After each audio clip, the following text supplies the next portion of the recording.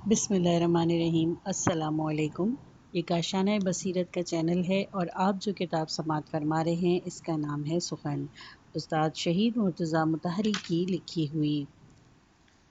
Part number 25۔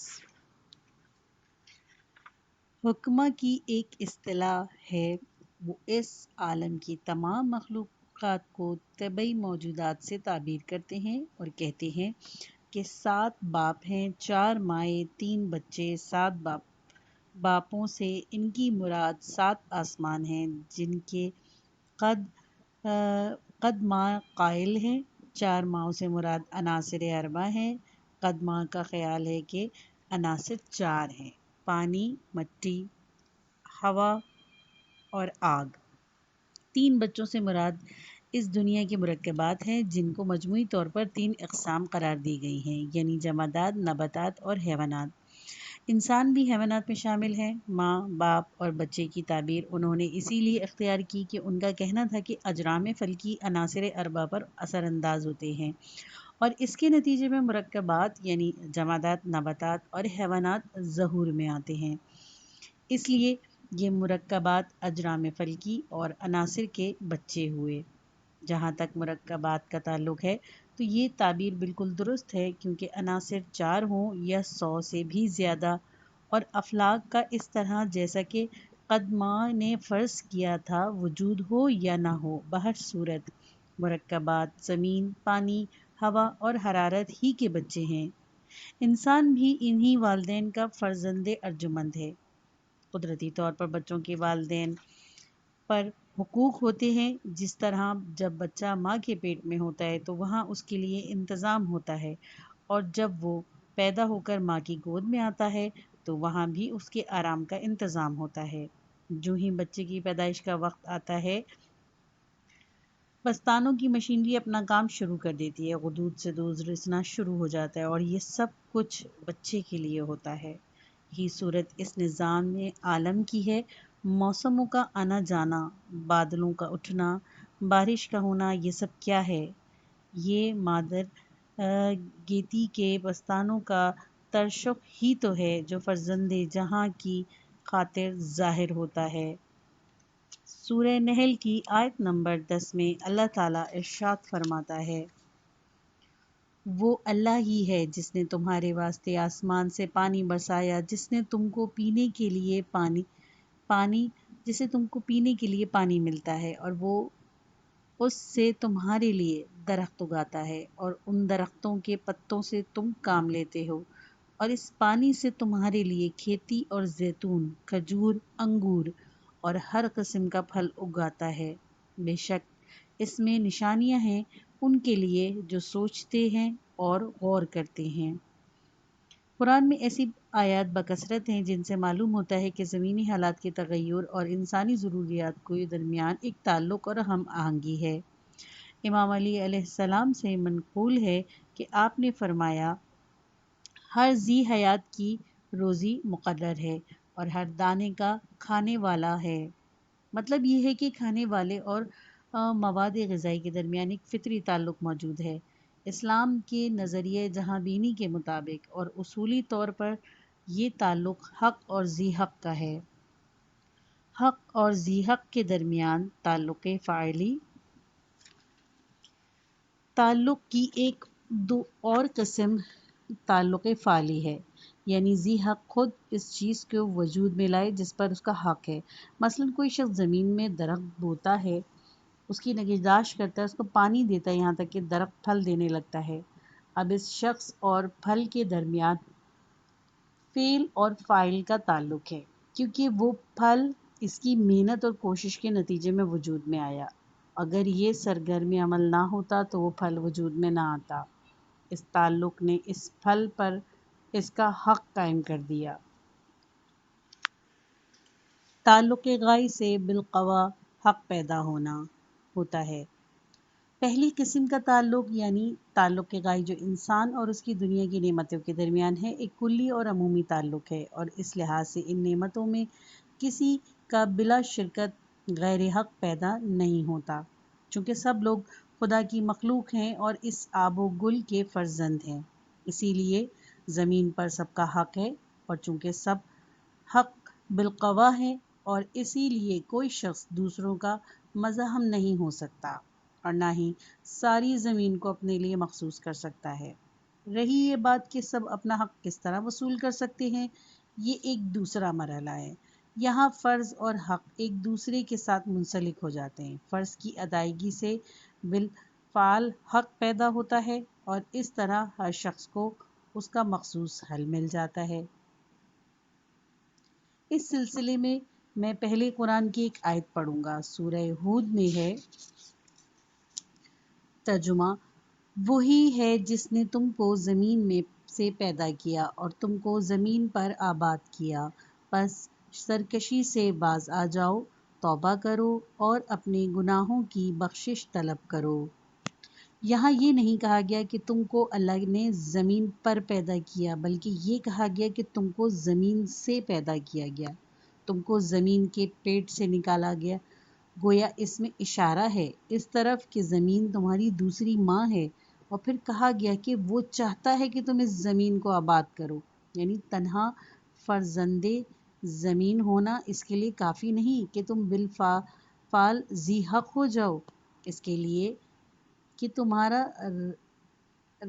راجدگانہ یا حق قائم ہو، ایک اور چیز کی بھی ضرورت ہے، وہ ہے زمین کو آباد کرنا، اس کو کلام میں لانا۔ جب تک تم یہ فرض عملاً انجام نہیں دو گے، تمہارا جداگانہ حق قائم نہیں ہوگا۔ یہ کیوں؟ یہ اس لیے کہ انسان کو عقل اور ارادہ اور اختیار دیا گیا ہے۔ عقل و اختیار کی وجہ سے اس کا دائرہ عمل وسیع ہو گیا ہے۔ عقل و اختیار کے باعث انسان کے حق کے دو مرحلے۔ انسان کی زندگی کا نظام دوسرے جانداروں کی زندگی کے نظام سے مختلف ہے۔ جانور اپنی فطرت کے مطابق زندگی گزارتے ہیں، ان کا فرزند زمین ہونا ہی اس کے لیے کافی نہیں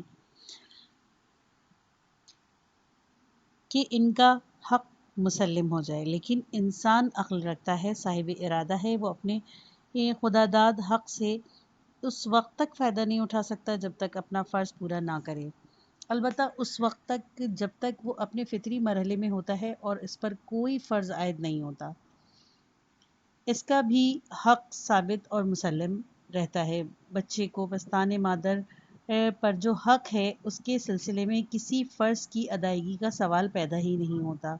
ماں کے دودھ پر اس کا حق ہے، لیکن جب وہ مادر گیتی کا دودھ پینا چاہتا ہے تو یہ دودھ اسے خود بخود نہیں مل جاتا، اس کے لیے اسے آباد کاری کے عمل کی ضرورت ہوتی ہے۔ مادر گیتی پر اس کا حق ہے، لیکن اس کے ساتھ ساتھ ایک ذمہ داری بھی ہے، بلکہ یوں کہنا چاہیے کہ مادر گیتی کا بھی اس پر ایک حق ہے، اور وہ ہے زمین کو آباد کرنا اور اس کو کارآمد بنانا۔ زمین کا حق انسان پر۔ امام علی علیہ السلام نے اپنی خلافت کے اوائل میں ہی لوگوں سے کہا تھا، تم پر زمین اور چوپایوں کی بھی ذمہ داری ہے، تم پر اللہ اور اس کے بندوں ہی کا حق نہیں بلکہ حیوانات اور زمین کا بھی حق ہے۔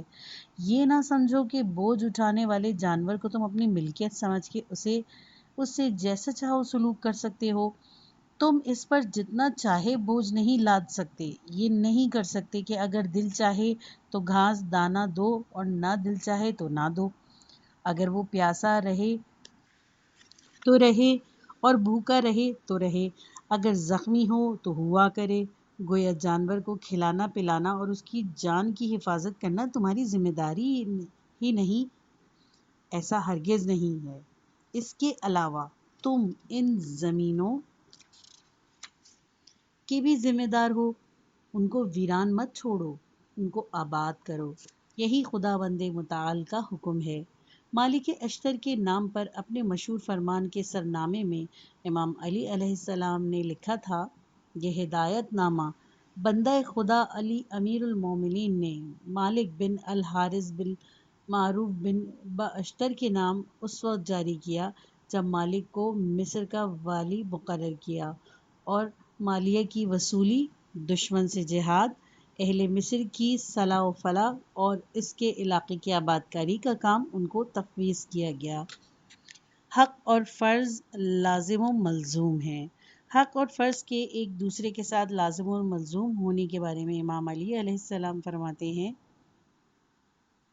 جس کا کچھ حق ہے اس کے ذمے کچھ فرض بھی ہے، اور جس کے ذمے کچھ فرض ہے اس کا کچھ حق بھی ہے، یعنی فرض اور حق ایک دوسرے سے جدا نہیں ہو سکتے۔ اگر کسی کا حق ہے تو اس حق کے ساتھ فرض بھی ہے۔ رسول خدا صلی اللہ علیہ وآلہ وسلم نے فرمایا، وہ شخص خدا کی رحمت سے دور اور لعنتی ہے جو اپنا بوجھ دوسروں پر ڈالتا ہے، یعنی حقوق سے تو استفادہ کرتا ہے مگر اپنے فرائض انجام نہیں دیتا۔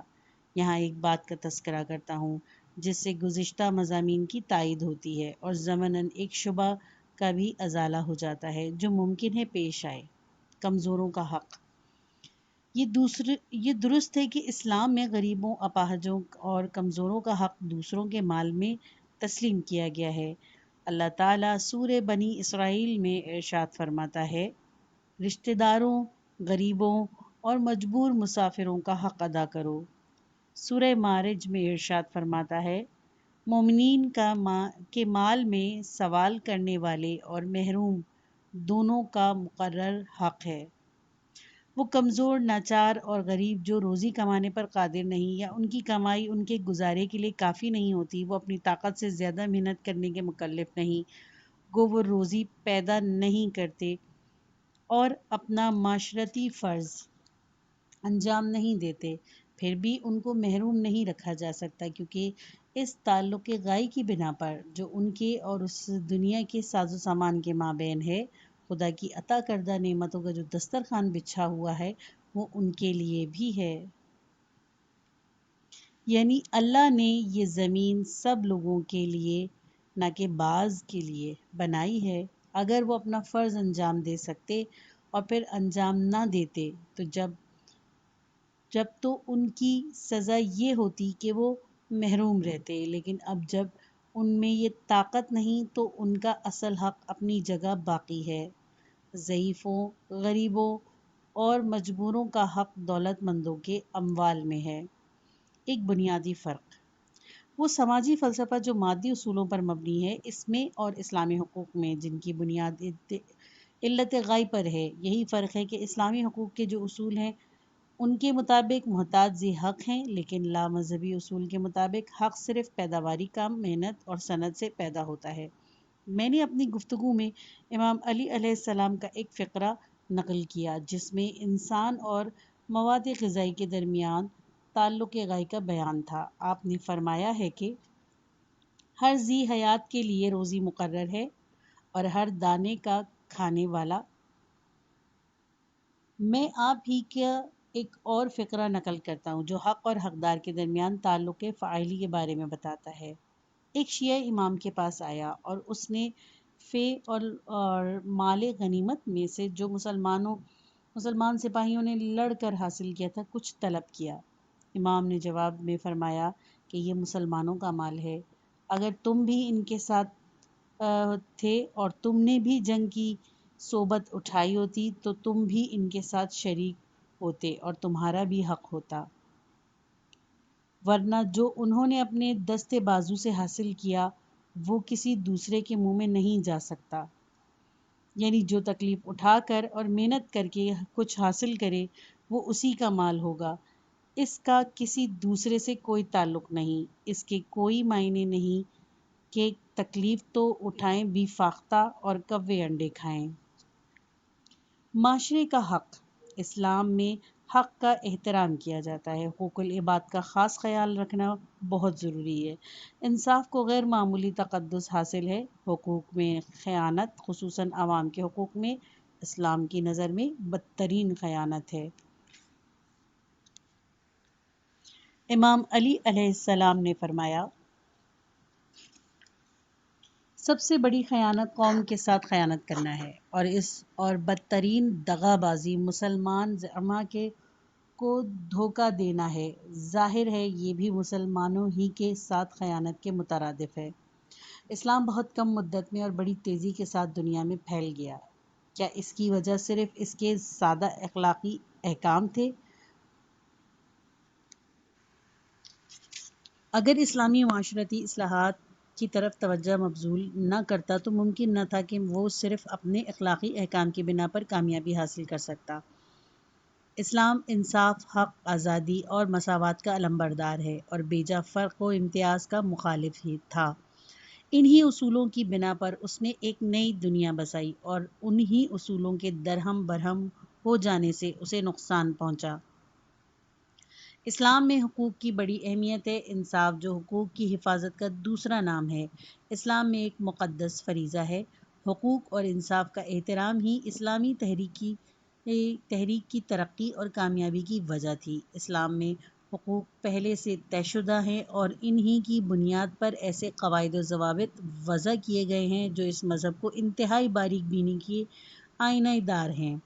ماں باپ اور اساتذہ وغیرہ کے حقوق کی ایسی مثالیں ملتی ہیں جو بجائے خود بڑی لطیف اور دقیق ہیں۔ ہمسفر کا حق۔ اپنے عہد خلافت میں ایک روز امام علی علیہ السلام کسی کام سے شہر کوفہ سے جو دارالخلافہ تھا باہر تشریف لے گئے۔ حسب معمول ان کے ساتھ کوئی محافظ دستہ نہیں تھا۔ اس روز بھی سادگی سے تنہا ہی گئے تھے۔ واپسی میں اتفاقاً اہل کتاب میں سے کسی شخص کا ساتھ ہو گیا۔ معلوم نہیں وہ عیسائی تھا یا یہودی یا پارسی۔ وہ شخص امام علی علیہ السلام کو پہچانتا نہیں تھا۔ ایک نے دوسرے سے پوچھا کہاں جا رہے ہو؟ تو معلوم ہوا کہ دونوں کا راستے کا بڑا حصہ ایک ہی ہے۔ دونوں نے طے کیا کہ اکٹھا چلیں گے۔ باتیں کرتے ہوئے جا رہے تھے کہ ایک دوراہے پر پہنچے جہاں سے کوفے کا راستہ اس کتابی کی منزل سے جدا ہوتا تھا۔ وہ شخص اپنے راستے پر چل پڑا۔ امام علی علیہ السلام بھی کوفے جانے والی سڑک کو چھوڑ کر اپنے ہمسفر کے ساتھ ہو لیے۔ اس نے کہا، تم نے تو کہا تھا کہ میں کوفہ جا رہا ہوں۔ آپ نے فرمایا، تو پھر کیا؟ اس نے کہا، تو پھر اس راستے پر کیوں نہیں جاتے؟ آپ نے فرمایا، ہمارے پیغمبر صلی اللہ علیہ وآلہ وسلم نے کہا ہے کہ جب دو آدمی اکٹھے سفر کریں تو ایک کا دوسرے پر حق ہو جاتا ہے۔ چونکہ اس سفر میں ہمارا تمہارا ساتھ رہا، اسی لیے تمہارا مجھ پر حق ہو گیا۔ اس حق کی وجہ سے میں چاہتا ہوں کہ کچھ دور تمہاری مشایت کروں۔ وہ شخص سوچ میں پڑ گیا، پھر سر اٹھا کر کہا، یہ تمہاری پیغمبر کے اعلیٰ اخلاق ہی کی وجہ ہے کہ اسلام اس تیزی سے پھیل گیا۔ وہ آدمی اس وقت امام علی علیہ السلام کو پہچانتا نہیں تھا۔ ایک دن وہ کوفہ آیا تو کیا دیکھتا ہے کہ امیر المومنین مسند خلافت پر موجود ہیں۔ جب اسے خیال آیا کہ اس دن اس کے ہمسفر خلیفہ وقت علی ابن ابی طالب تھے تو وہ فوراً اسلام لے آیا اور امام علی علیہ السلام کے اصحاب میں شامل ہو گیا۔ علی انصاف کا دوسرا نام۔ بعد میں خود امام علی علیہ السلام کا نام ہی انصاف کے مترادف ہو گیا۔ عمر بن عبدالعزیز کہتے ہیں کہ علی علیہ السلام نے اگلوں کو بھلا دیا اور بعد میں آنے والوں کو سخت مشکل میں ڈال دیا تھا۔ ان کی سیرت اور ان کا طریقہ دوسرے خلفاء پر نکتہ چینی اور ان کی مخالفت کا سبب بن گیا۔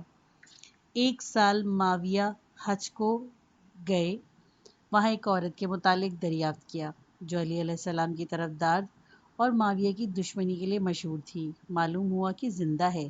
اس کو بلوا کر پوچھا، جانتی ہو میں نے تمہیں کیوں بلایا ہے؟ میں نے اس لیے بلوایا کہ تجھ سے یہ پوچھوں کہ تو علی کی کیوں دوست ہے اور مجھ سے دشمنی رکھتی ہے۔ اس نے کہا، بہتر ہے کہ اس بارے میں بات ہی نہ کرو۔ معاویہ نے کہا، نہیں، تجھے جواب ضرور دینا ہوگا۔ اس پر عورت نے کہا، وجہ یہ ہے کہ وہ عادل اور مساوات کے حامی تھے، تم ان سے بلا وجہ لڑتے رہتے ہو۔ میں علی علیہ السلام کو اسی لیے پسند کرتی ہوں کہ وہ فقیر دوست تھے، تم کو اس لیے دشمن سمجھتی ہوں کہ تم ناحق خونریزی اور مسلمانوں میں پھوٹ ڈلواتے ہو، تم ظالمانہ فیصلے کرتے ہو اور اپنی من مانی چلاتے ہو۔ معاویہ کو اس پر غصہ آ گیا اور دونوں میں تند و تلخ گفتگو ہوئی۔ آخر غصے کو ضبط کر کے اپنی عادت کے مطابق خفا ہوتے ہوئے پوچھا کہ تو نے کبھی علی علیہ السلام کو دیکھا ہے؟ اس نے کہا، دیکھا ہے۔ معاویہ نے پوچھا پھر کیسا پایا؟ اس نے کہا بخدا میں نے یہ دیکھا کہ وہ حکومت اور سلطنت جس نے تم کو اپنا فریفتہ بنا کر غافل کر دیا ہے ان کو غافل نہ کر سکی۔ معاویہ نے پوچھا کہ کبھی علی علیہ السلام کو بات کرتے ہوئے سنا ہے؟ اس عورت نے کہا ہاں سنا ہے، ان کی باتوں سے دل کا میل اس طرح کٹ جاتا ہے جیسے زیتون کے تیل سے زنگ دور ہو جاتا ہے۔ معاویہ نے کہا کچھ ضرورت ہو تو بتلاؤ۔ اس نے کہا میں جو مانگوں گی وہ دو گے؟ معاویہ نے کہا ضرور دوں گا۔ اس نے کہا اچھا تو 100 سرخ اونٹ دے دو۔ معاویہ نے کہا پھر تو میں تیری نظر میں علی کے برابر ہو جاؤں گا۔ اس نے کہا کبھی نہیں۔ معاویہ نے کہا حکم دیا 100 اونٹ جیسے اس نے مانگے تھے اسے دے دیے جائیں۔ پھر اس نے کہا کہ بخدا اگر علی زندہ ہوتے تو ان میں سے ایک بھی تجھے نہ دیتے۔ اس نے جواب دیا خدا کی قسم وہ تو ان کا ایک بال بھی نہ دیتے کیونکہ یہ عام مسلمانوں کا مال ہے۔ عدی بن حاتم تائی کبار صحابہ میں سے تھے اور مولا متقیان کے عاشق زار تھے۔ رسول خدا صلی اللہ علیہ وآلہ وسلم کے آخری عمر میں اسلام لائے اور مگر اسلام پر پختہ تھے۔ علی علیہ السلام کے زمانے میں خلافت میں آپ کی خدمت میں تھے۔ عدی کے 3 بیٹے طرفہ، طریف اور طارف آپ کی ہم رکابی میں صفین میں شامل ہوئے۔ امام علی علیہ السلام کی شہادت کے بعد جب معاویہ کی خلافت جم گئی تو ایسا اتفاق ہوا کہ یہ ایک دن معاویہ کے پاس پہنچ گئے۔ معاویہ نے سوچ کر کہ اگر عدی کو بیٹوں کو یاد دلا کر ان کے غم تازہ کروں تو ممکن ہے وہ علی کے بارے میں میری خواہش کے مطابق اظہار رائے کر دیں۔ عدی سے کہا تمہارے بیٹے طرفہ، طریف اور طارف کیا ہوئے؟ عدی نے بڑے اطمینان اور متانت سے جواب دیا انہوں نے صفین میں علی ابن ابی طالب علیہ السلام پر اپنی جانیں قربان کر دی۔ عدی نے یہ الفاظ یہ ظاہر کرنے کے لیے استعمال کیے کہ وہ بیٹوں کی شہادت پر خوش ہیں اور ان کو اس پر فخر ہے۔ معاویہ نے کہا علی نے تمہارے ساتھ انصاف نہیں کیا، تمہارے بیٹوں کو آگے کر دیا، اپنے بیٹوں کو پیچھے رکھا۔ عدی نے کہا میں نے علی علیہ السلام سے انصاف نہیں کیا، وہ تو مارے گئے اور میں زندہ ہوں۔ معاویہ نے یہ دیکھ کر کہ میرا حربہ کامیاب نہیں ہو رہا بات بدل کر کہا اچھا یہ بتاؤ کہ علی کیسے آدمی تھے؟ عدی نے کہا مجھے تو معاف ہی رکھو۔ معاویہ نے کہا یہ تو ممکن ہی نہیں۔ اس پر عدی نے حضرت علی علیہ السلام کے یہ اوصاف بیان کرے۔ انہوں نے کہا بخدا علی علیہ السلام بڑی گہری نظر رکھتے تھے، وہ طاقتور تھے، انصاف کی بات کہتے اور نپا تلا فیصلہ دیتے تھے، علم و حکمت کا سرچشمہ تھے، دنیا کی چمک دمک سے متنفر اور شب کی تنہائی سے مانوس تھے، اکثر غور و فکر کرتے رہتے اور ان کی آنکھوں سے آنسو روا ہوتے رہتے تھے، فقیرانہ زندگی کو پسند کرتے تھے، ہمارے ساتھ اس طرح رہتے گویا ہم میں سے ایک ہی تھے، جب ہم ان سے کوئی درخواست کرتے تو اسے شرف قبولیت بخشتے، جب ہم ان کے پاس جاتے تو ہمیں اپنے نزدیک جگہ دیتے، اگرچہ وہ ہم سے الگ تھلگ نہیں رہتے تھے، اس کے باوجود ان کی ہیبت ایسی تھی کہ ہمیں ان کی طرف آنکھ اٹھا کر دیکھنا مشکل ہوتا، جب وہ مسکراتے تھے تو ان کے دانت موتی کی لڑی معلوم ہوتے تھے، اہل دیانت اہل تقوی کا احترام کرتے تھے اور غریبوں و محتاجوں کے ساتھ مہر و محبت سے پیش آتے تھے، نہ طاقتور کو ان کے ظلم کا اندیشہ تھا اور نہ کمزور کو ان کے انصاف سے مایوسی۔ بخدا ایک رات میں نے خود دیکھا محراب عبادت میں کھڑے تھے، ہر طرف رات کی تاریکی چھائی ہوئی تھی، داڑھی آنسوؤں سے تر تھی، مار گزیدہ کی طرح تڑپ رہے تھے اور مصیبت زدہ کی طرح رو رہے تھے، اس وقت بھی گویا میں ان کی آواز سن رہا ہوں، کہہ رہے تھے دنیا تو کیا میرے منہ لگتی ہے، جا کسی اور کو فریب دے، میں تجھ کو 3 طلاقیں دے چکا ہوں، اب رجوع کا سوال ہی نہیں، تیری لذت تھوڑی ہے اور اہمیت کم، آہ زار و زار قلیل اور سفر طویل، ساتھی کوئی نہیں۔ عدی کی گفتگو یہاں تک پہنچی تھی کہ انہوں نے دیکھا کہ معاویہ کے آنسو بہنے لگے، اپنی آستین سے پہنچنے شروع کیے، پھر کہا خدا علی علیہ السلام پر رحمت کرے، واقعی وہ ایسے ہی تھے۔ اب یہ بتاؤ کہ ان کی جدائی میں تمہارا کیا حال ہے؟ عدی نے کہا میرا حال اس عورت کا سا ہے جس کے بچے اس کی گود میں سر کاٹ دیا جائے۔ معاویہ نے کہا ان کو کبھی بھولو گے نہیں؟ عدی نے جواب دیا زمانہ کہاں بھولنے دیتا ہے۔ شیخ مفید الارشاد میں لکھتے ہیں کہ نبی کریم صلی اللہ علیہ وآلہ وسلم کے بعد امیر المومنین علیہ السلام کی امامت کی مدت 30 سال تھی۔ اس میں فقط 5 سال 6 ماہ خلافت کے انتظام آپ کے پاس رہا۔